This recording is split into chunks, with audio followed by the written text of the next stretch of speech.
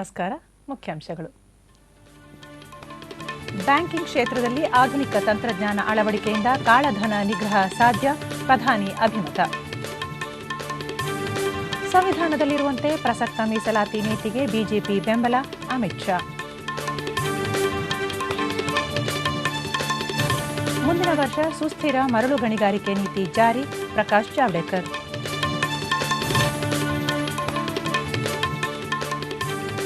ಸುರಕ್ಷಿತ ಗುಣಾತ್ಮಕ ರಸ್ತೆ ನಿರ್ಮಾಣಕ್ಕೆ ಆದ್ಯತೆ, ಡಾಕ್ಟರ್ ಎಚ್.ಸಿ. ಮಹದೇವಪ್ಪ.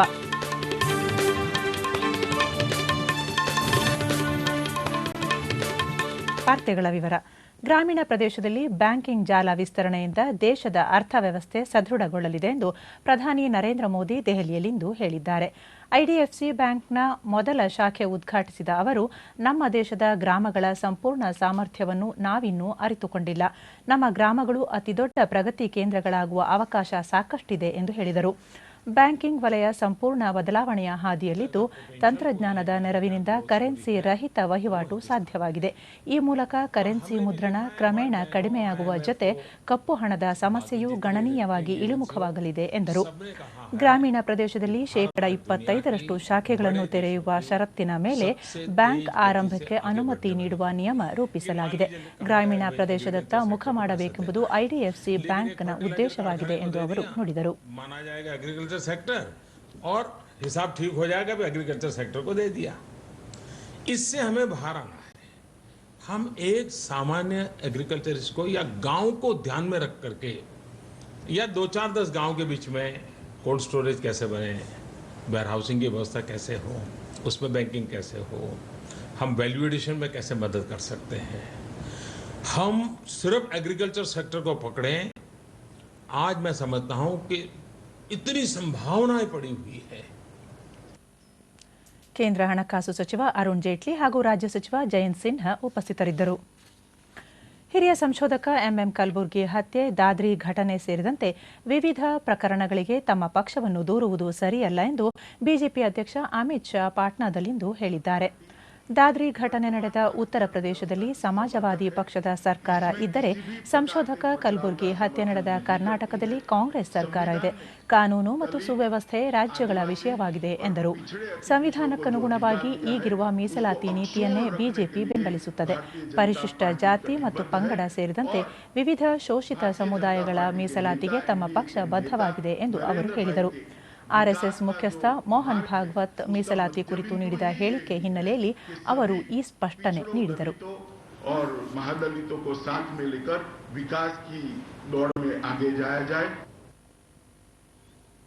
ಸುಸ್ಥಿರ ಮರಳು ಗಣಿಗಾರಿಕೆ ನೀತಿಯನ್ನು ಮುಂದಿನ ವರ್ಷ ಜಾರಿಗೊಳಿಸಲಾಗುವುದು ಎಂದು ಕೇಂದ್ರ ಪರಿಸರ ಮತ್ತು ಅರಣ್ಯ ಸಚಿವ ಪ್ರಕಾಶ್ ಜಾವಡೇಕರ್ ಬೆಂಗಳೂರಿನಲ್ಲಿಂದು ತಿಳಿಸಿದ್ದಾರೆ.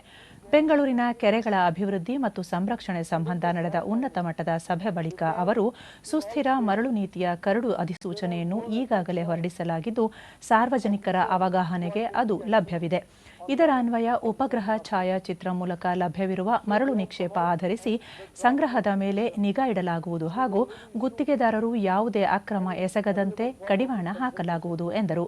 ಘನತ್ಯಾಜ್ಯ ನಿರ್ವಹಣೆಗೆ ಮುಂದಿನ ಜನವರಿಯಲ್ಲಿ ನೂತನ ನಿಯಮಾವಳಿ ಜಾರಿಗೊಳಿಸಲಾಗುವುದು ಎಂದು ತಿಳಿಸಿದ ಅವರು, ಈ ಸಂಬಂಧ ಘನ, ಕಟ್ಟಡ, ವೈದ್ಯಕೀಯ, ಪ್ಲಾಸ್ಟಿಕ್, ಇ ತ್ಯಾಜ್ಯ ಸೇರಿದಂತೆ 6 ವಿವಿಧ ರೀತಿಯ ಕಸ ವಿಲೇವಾರಿಗೆ ಕರಡು ಅಧಿಸೂಚನೆ ಹೊರಡಿಸಿ ಸಾರ್ವಜನಿಕ ಸಮಾಲೋಚನೆ ನಡೆಸಲಾಗಿದೆ ಎಂದು ಹೇಳಿದರು. ಪಶ್ಚಿಮ ಘಟ್ಟಗಳ ಸಂರಕ್ಷಣೆಗೆ ಕೇಂದ್ರ ಬದ್ಧವಾಗಿದ್ದು, ಸುಸ್ಥಿರ ಅಭಿವೃದ್ಧಿಗೆ ಅವಕಾಶ ಕಲ್ಪಿಸಲಾಗುವುದು. ಕಸ್ತೂರಿ ರಂಗನ್ ವರದಿ ಜಾರಿ ಕುರಿತು ಪ್ರತಿಕ್ರಿಯಿಸಿದ ಅವರು, ಪ್ರತಿಯೊಂದು ಸಂಸ್ಥೆ ತನ್ನದೇ ಆದ ಅಭಿಪ್ರಾಯ ಮತ್ತು ಸಲಹೆಗಳನ್ನು ಹೊಂದಿದೆ. ಅದನ್ನು ಅವಲೋಕಿಸಿ ವರ್ಷಾಂತ್ಯದೊಳಗೆ ಸಮತೋಲಿತ ಪರಿಹಾರವನ್ನು ಕಂಡುಹಿಡಿಯುವ ವಿಶ್ವಾಸ ವ್ಯಕ್ತಪಡಿಸಿದರು. ದೇಶದ 1/3 ಭಾಗದಲ್ಲಿರುವ ಅರಣ್ಯ ಭೂಮಿಯ ಫಲವತ್ತತೆ ಕ್ಷೀಣಿಸಿದ್ದು, ಅಲ್ಲಿ ಹಸಿರೀಕರಣ ಮಾಡುವುದು ಸರ್ಕಾರದ ಉದ್ದೇಶ. ಈ ಸಂಬಂಧ ವಿಧೇಯಕವೊಂದನ್ನು ಸರ್ಕಾರ ರೂಪಿಸಿದ್ದು, ಮುಂಬರುವ ಸಂಸತ್ತಿನ ಚಳಿಗಾಲದ ಅಧಿವೇಶನದಲ್ಲಿ ಅದನ್ನು ಮಂಡಿಸಲಾಗುವುದು ಎಂದರು. ಬೆಂಗಳೂರಿನ ಬಹಳಷ್ಟು ಕೆರೆಗಳು ಮಲಿನಗೊಂಡಿದ್ದು, ಗಂಗಾ ನದಿ ಅಭಿವೃದ್ಧಿ ಮಾದರಿಯಲ್ಲೇ ಕೆರೆಗಳನ್ನು ಸ್ಥಳೀಯ ಸಂಸ್ಥೆಗಳ ನೆರವಿನೊಂದಿಗೆ ಶುದ್ಧೀಕರಿಸಲು ಆದ್ಯತೆ ನೀಡಲಾಗುವುದು. ಈ ಸಂಬಂಧ ಕೇಂದ್ರ ಪರಿಸರ ಮಂಡಳಿ ನಿರಂತರ ನಿಗಾ ಇಡಲಿದೆ ಎಂದು ಜಾವಡೇಕರ್ ತಿಳಿಸಿದರು. with clarification because the 545 days period was getting over, it would have lapsed.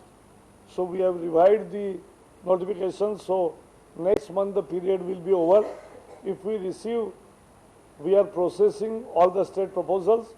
We will have meeting with all the state governments, our officers and their officers, and then I will have meeting once before finally deciding on Kastirangan report, all the ministers of all the. I am taking review very seriously of forest areas, forest cover. As far as degraded land, 1/3 of our forest land is degraded. So our priority is to green the degraded land.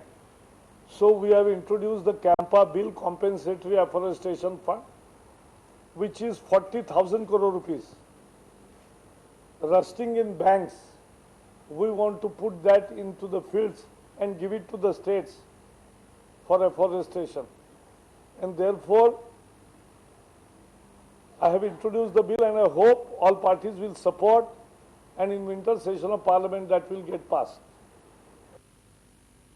ಬೆಳಗಾವಿಯ ಸುವರ್ಣಸೌಧದಲ್ಲಿಂದು ಲೋಕೋಪಯೋಗಿ ಇಲಾಖೆ ವಿಭಾಗ ಮಟ್ಟದ ಪ್ರಗತಿ ಪರಿಶೀಲನಾ ಸಭೆ ಸಚಿವ doctor ಎಚ್.ಸಿ. Mahadevappa ಅವರ ಅಧ್ಯಕ್ಷತೆಯಲ್ಲಿ ಆಯೋಜಿಸಲಾಗಿತ್ತು.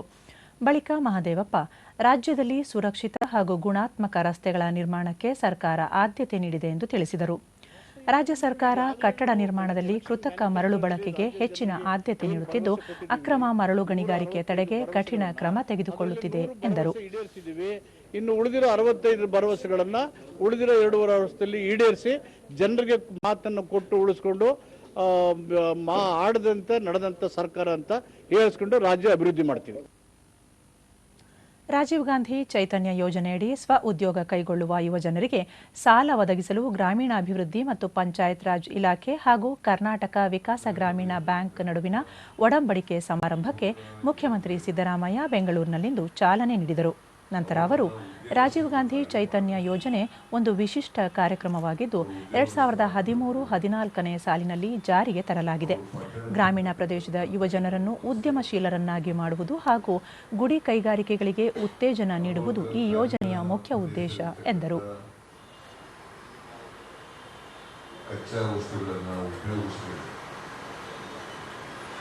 ಗ್ರಾಮೀಣ ಪ್ರದೇಶದಲ್ಲಿ ಏನು ಗುಡಿ ಕೈಗಾರಿಕೆಗಳನ್ನು ಸ್ಥಾಪನೆ ಮಾಡಲಿಕ್ಕೆ ಅವಕಾಶಗಳಿದ್ದಾವೆ, ಆ ಗುಡಿ ಕೈಗಾರಿಕೆಗಳಿಗೂ ಕೂಡ ಉತ್ತೇಜನ ಕೊಡಬೇಕಾಗ್ತದೆ. ಗ್ರಾಮೀಣಾಭಿವೃದ್ಧಿ ಸಚಿವ ಎಚ್.ಕೆ. ಪಾಟೀಲ್ ಈ ಯೋಜನೆಯ ಯಶಸ್ವಿ ಸಾಕಾರಕ್ಕಾಗಿ ಮೊದಲ ಹಂತದಲ್ಲಿ ರಾಜ್ಯ ಸರ್ಕಾರ 109 ಕೋಟಿ ರೂಪಾಯಿಗಳನ್ನು ಮಂಜೂರು ಮಾಡುವ ಮೂಲಕ ಬಲ ತುಂಬಿದೆ. ಪ್ರತಿ ಗ್ರಾಮ ಪಂಚಾಯಿತಿಯಿಂದ ಗ್ರಾಮ ಸಭೆ ಮೂಲಕ ತಲಾ 50 ಮಂದಿ ಸ್ವ ಉದ್ಯೋಗ ಕೈಗೊಳ್ಳುವ ಯುವಜನರನ್ನು ಗುರುತಿಸಿ ಅವರಿಗೆ ವಿಶೇಷ ತರಬೇತಿ ನೀಡಲಾಗುವುದು ಎಂದು ಅವರು ತಿಳಿಸಿದರು. ಅವರಿಗೆ ವಿಶೇಷವಾಗಿರ್ತಕ್ಕಂಥ ತರಬೇತಿ ನೀಡಿ ಅವರಿಗೆ ಬೇಕಾಗಿರ್ತಕ್ಕಂಥ ಹಲವಾರು ಎಕ್ಸ್ಪೋಜರ್ಗಳನ್ನು ನೀಡೋದರ ಮೂಲಕ ಪ್ರತಿ ಗ್ರಾಮ ಸಭೆಯೊಳಗೆ ಪ್ರತಿ ಪಂಚಾಯತಿ ಒಳಗೆ 50 ಜನರನ್ನ ನಾವು ನಿರುದ್ಯೋಗಿಗಳನ್ನ ಗುರುತಿಸಿ ಆಯ್ಕೆ ಮಾಡಿದ್ವಿ. ಇದೇ ವೇಳೆ ಕರ್ನಾಟಕ ವಿಕಾಸ ಗ್ರಾಮೀಣ ಬ್ಯಾಂಕ್ ಹಾಗೂ ಗ್ರಾಮೀಣಾಭಿವೃದ್ಧಿ ಇಲಾಖೆಯ ಹಿರಿಯ ಅಧಿಕಾರಿಗಳು ಒಡಂಬಡಿಕೆಗೆ ಸಹಿ ಹಾಕಿದರು. ಗ್ರಾಮೀಣಾಭಿವೃದ್ಧಿ ಮತ್ತು ಪಂಚಾಯತ್ ರಾಜ್ ಇಲಾಖೆ ಮತ್ತು ಪಂಚಾಯತ್ ರಾಜ್ ಎಂಜಿನಿಯರಿಂಗ್ ವಿಭಾಗಕ್ಕೆ ನೂತನವಾಗಿ ಆಯ್ಕೆಯಾದ ಕಿರಿಯ ಇಂಜಿನಿಯರ್ಗಳ ಸಂಕಲ್ಪ ದಿನ ಹಾಗೂ ಅಬ್ದುಲ್ ನಜೀರ್ ಸಾಬ್ ರಾಜ್ಯ ಗ್ರಾಮೀಣಾಭಿವೃದ್ಧಿ ಸಂಸ್ಥೆ ಹೊರತಂದಿರುವ ಗ್ರಾಮವಾರು ಮಾನವ ಅಭಿವೃದ್ಧಿ ಸೂಚ್ಯಂಕ ಬಿಡುಗಡೆ ಸಮಾರಂಭವನ್ನು ಮುಖ್ಯಮಂತ್ರಿ ಸಿದ್ದರಾಮಯ್ಯ ಬೆಂಗಳೂರಿನಲ್ಲಿಂದು ಉದ್ಘಾಟಿಸಿದರು. ಇದೇ ವೇಳೆ ಗ್ರಾಮವಾರು ಮಾನವ ಅಭಿವೃದ್ಧಿ ಸೂಚ್ಯಂಕ ವರದಿಯನ್ನು ಮುಖ್ಯಮಂತ್ರಿ ಬಿಡುಗಡೆ ಮಾಡಿದರು. ನೂತನವಾಗಿ ನೇಮಕವಾದ ಕಿರಿಯ ಇಂಜಿನಿಯರ್ಗಳಿಗೆ ಪ್ರತಿಜ್ಞಾ ವಿಧಿ ಬೋಧಿಸಿದರು. ರ್ಯಾಂಕ್ ವಿಜೇತರಿಗೆ ಪ್ರಮಾಣ ಪತ್ರಗಳನ್ನು ವಿತರಿಸಿದರು. ನಂತರ ಅವರು ಗ್ರಾಮೀಣ ಜನರ ಜೀವನ ಮಟ್ಟ ಗುಣಾತ್ಮಕವಾಗಿ ಸುಧಾರಣೆಯಾಗಬೇಕು, ಶಿಕ್ಷಣ, ಆರೋಗ್ಯ ರಕ್ಷಣೆ, ಉದ್ಯೋಗ, ಉತ್ತಮ ಪರಿಸರ, ವಸತಿ ಎಲ್ಲರಿಗೂ ಒದಗಿಸುವುದು ಸರ್ಕಾರದ ಜವಾಬ್ದಾರಿ ಎಂದರು. ಸರ್ಕಾರ ರೂಪಿಸಿದ ಯೋಜನೆ ಮತ್ತು ಕಾರ್ಯಕ್ರಮಗಳನ್ನು ಅಧಿಕಾರಿಗಳು ಗುಣಾತ್ಮಕವಾಗಿ ಜನರಿಗೆ ತಲುಪಿಸಬೇಕು. ಸರ್ಕಾರ ಖರ್ಚು ಮಾಡುವ ಅಪಾರ ಪ್ರಮಾಣದ ಹಣ ದುರುಪಯೋಗವಾಗಬಾರದು, ಯಾವ ಕಾರಣಕ್ಕೂ ಅಪ್ರಾಮಾಣಿಕರಾಗುವುದಿಲ್ಲ ಎಂಬ ಗಟ್ಟಿ ನಿರ್ಧಾರವನ್ನು ಅಧಿಕಾರಿಗಳು ಕೈಗೊಳ್ಳಬೇಕು ಎಂದು ಅವರು ಹೇಳಿದರು. ಮತ್ತೆ ನಾವು ಮಾಡ್ತಕ್ಕಂಥ ಕಾರ್ಯಕ್ರಮಗಳು ಯಾರಿಗೋಸ್ಕರ ಮಾಡ್ತಾ ಇದ್ದೀವಿ ಅವರಿಗೆ ತಲುಪಿಸ್ತಕ್ಕಂಥ ಕೆಲಸ. ಗ್ರಾಮೀಣಾಭಿವೃದ್ಧಿ ಸಚಿವ ಎಚ್.ಕೆ. ಪಾಟೀಲ್, ಗ್ರಾಮ ಮಟ್ಟದಲ್ಲಿ ಮಾಹಿತಿ ಪಡೆದಾಗ ಮಾತ್ರ ಮಾನವ ಅಭಿವೃದ್ಧಿ ಸೂಚ್ಯಂಕದ ನೈಜ ವಾಸ್ತವಾಂಶ ಸಾಧ್ಯ. ಗ್ರಾಮೀಣ ಪ್ರದೇಶದಲ್ಲಿ ಅದನ್ನು ಕ್ರೋಢೀಕರಿಸಿ ಗ್ರಾಮವಾರು ಮಾನವ ಅಭಿವೃದ್ಧಿ ಸೂಚ್ಯಂಕದ ವರದಿಯನ್ನು ಸಿದ್ಧಪಡಿಸಲಾಗಿದೆ ಎಂದರು. ಒಟ್ಟು 670 ಕಿರಿಯ ಇಂಜಿನಿಯರ್ಗಳ ನೇಮಕಕ್ಕೆ ಮುಖ್ಯಮಂತ್ರಿ ಅವಕಾಶ ಕಲ್ಪಿಸಿದ್ದು, ನೇಮಕ ಪ್ರಕ್ರಿಯೆ ಸಂಪೂರ್ಣ ಪಾರದರ್ಶಕವಾಗಿ ನಡೆದಿದೆ ಎಂದು ಅವರು ಹೇಳಿದರು. ಕೇಂದ್ರ ಸರ್ಕಾರದ ಸೂಚನೆಯಂತೆ ರಾಜ್ಯದಲ್ಲಿ ಮ್ಯಾಗಿ ನೂಡಲ್ಸ್ ಮಾರಾಟದ ಮೇಲೆ ವಿಧಿಸಲಾಗಿದ್ದ ನಿಷೇಧವನ್ನು ವಾಪಸ್ ಪಡೆಯಲಾಗಿದೆ ಎಂದು ಆರೋಗ್ಯ ಮತ್ತು ಕುಟುಂಬ ಕಲ್ಯಾಣ ಸಚಿವ ಯುಟಿ ಖಾದರ್ ಬೆಂಗಳೂರಿನಲ್ಲಿಂದು ತಿಳಿಸಿದರು. ಈ ಹಿಂದೆ ಕೇಂದ್ರ ಸರ್ಕಾರದ ನಿರ್ದೇಶನದ ಅನ್ವಯ ಮ್ಯಾಗಿ ನೂಡಲ್ಸ್ ಮಾರಾಟವನ್ನು ರಾಜ್ಯದಲ್ಲಿ ನಿಷೇಧಿಸಲಾಗಿತ್ತು ಎಂದ ಅವರು, ಈ ಸಂಬಂಧ ಮ್ಯಾಗಿ ನೂಡಲ್ಸ್ ಮಾದರಿಯನ್ನು ಪರೀಕ್ಷೆಗಾಗಿ ಕೋಲ್ಕತ್ತಾದ ಕೇಂದ್ರ ಆಹಾರ ಪರೀಕ್ಷಾ ಪ್ರಯೋಗಾಲಯಕ್ಕೆ ಕಳುಹಿಸಲಾಗಿತ್ತು. ಆದರೆ ಈವರೆಗೆ ವರದಿ ಬಂದಿಲ್ಲ ಎಂದರು. National state will give a permissible limit. We sent it to Calcutta and they are waiting, making us wait for 4 months. And still they don't have clarity. They are giving 2.6. Concerning MSG, there is no clarity. So entire what I feel is the entire decision and entire what to say, that process, what they have done, it was an irresponsible act by responsible persons. ಸಂಕಷ್ಟ ಸೂತ್ರದಡಿಯಲ್ಲಷ್ಟೇ ತಮಿಳುನಾಡಿಗೆ ಇದುವರೆಗೂ ಕಾವೇರಿ ನದಿ ನೀರನ್ನು ಬಿಡುಗಡೆ ಮಾಡಲಾಗಿದೆ ಎಂದು ಜಲಸಂಪನ್ಮೂಲ ಸಚಿವ ಎಂಬಿ ಪಾಟೀಲ್ ಬೆಂಗಳೂರಿನಲ್ಲಿಂದು ತಿಳಿಸಿದ್ದಾರೆ. ಇದೇ 16ರಂದು ತಮಿಳುನಾಡು ಸರ್ಕಾರ ಇನ್ನೂ ಹೆಚ್ಚಿನ ನೀರು ಬಿಡುಗಡೆ ಮಾಡುವಂತೆ ಸುಪ್ರೀಂ ಕೋರ್ಟ್ಗೆ ಅರ್ಜಿ ಸಲ್ಲಿಸಿದ್ದು, ರಾಜ್ಯದಲ್ಲಿರುವ ಬರ ಹಿನ್ನೆಲೆಯಲ್ಲಿ ವಾಸ್ತವ ಸ್ಥಿತಿಯನ್ನು ನ್ಯಾಯಾಲಯಕ್ಕೆ ಮನವರಿಕೆ ಮಾಡಿಕೊಡಲಾಗುವುದು. ರಾಜ್ಯದ ಹಿತದೃಷ್ಟಿಯಿಂದ ಮಧ್ಯಂತರ ಅರ್ಜಿ ಸಲ್ಲಿಸುವ ಕುರಿತಂತೆ ಚಿಂತನೆ ನಡೆಸಲಾಗಿದ್ದು, ಈ ಬಗ್ಗೆ ಹಿರಿಯ ವಕೀಲ ಪಾರಿ ನಾರಿಮನ್ ಅವರೊಂದಿಗೆ ಮಾತುಕತೆ ನಡೆಸಲಾಗಿದೆ ಎಂದು ತಿಳಿಸಿದರು.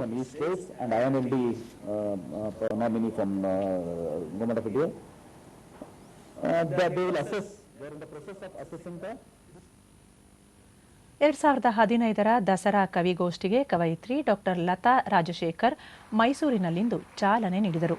ನಂತರ ಅವರು, ಸಾಹಿತಿಗಳು ಇಂದು ಪೊಲೀಸ್ ರಕ್ಷಣೆಯಲ್ಲಿ ಜೀವನ ನಡೆಸುವಂತಾಗಿರುವುದು ವಿಪರ್ಯಾಸ ಎಂದರು. ಅದನ್ನು ಯಾರಿಂದಲೂ ನಾಶಪಡಿಸೋದಕ್ಕೆ ಆಗೋದಿಲ್ಲ.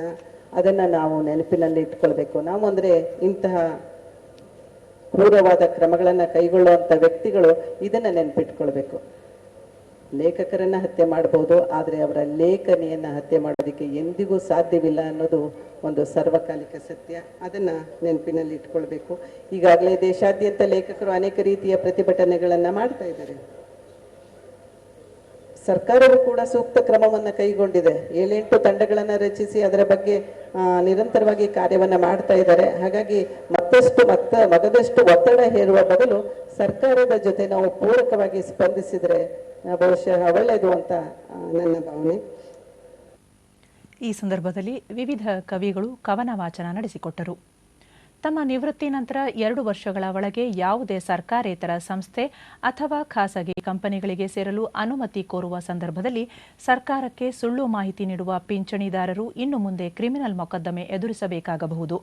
ಹಾಗೆ ತಾವು ಸೇರಲಿರುವ ಸಂಸ್ಥೆಗಳು ವಿದೇಶಗಳ ಜೊತೆ ಭಾರತದ ಸಂಬಂಧ, ರಾಷ್ಟ್ರೀಯ ಭದ್ರತೆ ಮತ್ತು ಆಂತರಿಕ ಸಾಮರಸ್ಯಕ್ಕೆ ಅಡ್ಡಿ ಉಂಟು ಮಾಡುವಂತಹ ಚಟುವಟಿಕೆಗಳಲ್ಲಿ ಭಾಗಿಯಾಗಿಲ್ಲ ಎಂದು ಘೋಷಿಸುವುದನ್ನು ಕೇಂದ್ರ ಸಿಬ್ಬಂದಿ ಸಚಿವಾಲಯ ಕಡ್ಡಾಯಗೊಳಿಸಿದೆ ಎಂದು ಸುದ್ದಿ ಸಂಸ್ಥೆ ವರದಿ ಮಾಡಿದೆ.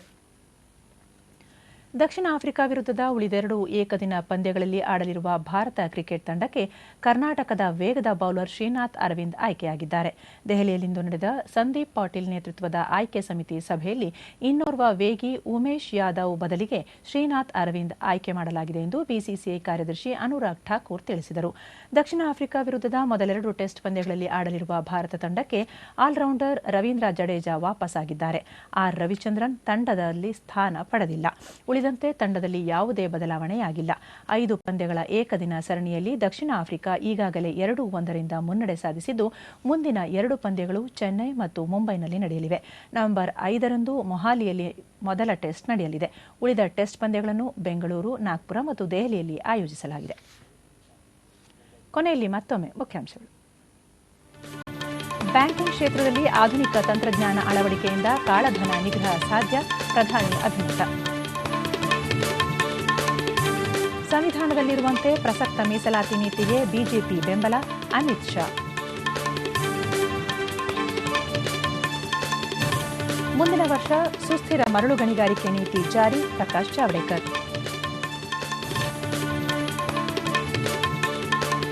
ಮತ್ತು ಸುರಕ್ಷಿತ ಗುಣಾತ್ಮಕ ರಸ್ತೆ ನಿರ್ಮಾಣಕ್ಕೆ ಆದ್ಯತೆ, ಡಾಕ್ಟರ್ ಎಚ್.ಸಿ. ಮಹದೇವಪ್ಪ. ಇಲ್ಲಿಗೆ ಇಂದಿನ ವಾರ್ತಾ ಪ್ರಸಾರ ಮುಕ್ತಾಯವಾಯಿತು. ನಮ್ಮ ಮುಂದಿನ ವಾರ್ತಾ ಪ್ರಸಾರ ನಾಳೆ ಬೆಳಿಗ್ಗೆ 7:45 DD1 ಹಾಗೂ ಚಂದನದಲ್ಲಿ. ನಮಸ್ಕಾರ.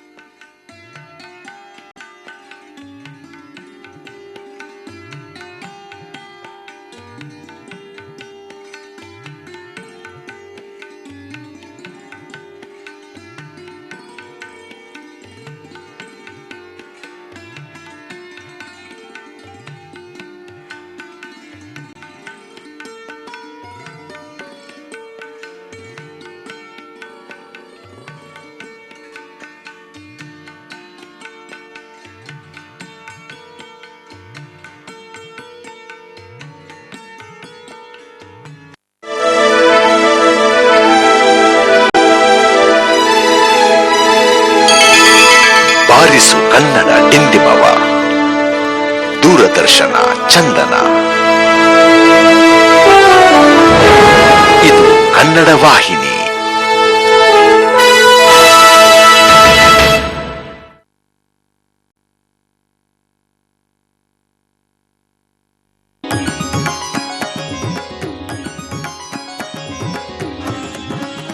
ಪ್ರಿಯ ವೀಕ್ಷಕರೇ, ವಿಶ್ವವಿಖ್ಯಾತ ಮೈಸೂರು ದಸರಾ